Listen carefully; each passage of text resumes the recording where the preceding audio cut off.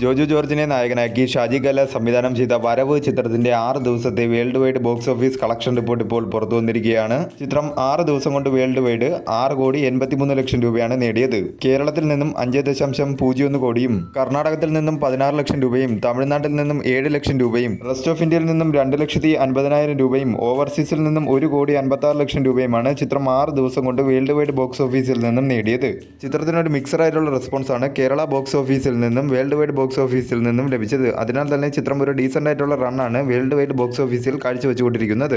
10 കോടി ബഡ്ജറ്റിൽ ഒരുക്കിയ ചിത്രം ബഡ്ജറ്റിന്റെ 32.30% ബഡ്ജറ്റ് റിക്കവറിയായി നേടിയത്. 2,36,00,000 രൂപയാണ് ചിത്രത്തിന് കേരള ഷെയറായി 6 ദിവസം കൊണ്ട് ലഭിച്ചത്. 3,23,00,000 രൂപയാണ് ചിത്രത്തിന് വേൾഡ് വൈഡ് ഷെയറായി 6 ദിവസം കൊണ്ട് ലഭിച്ചത്.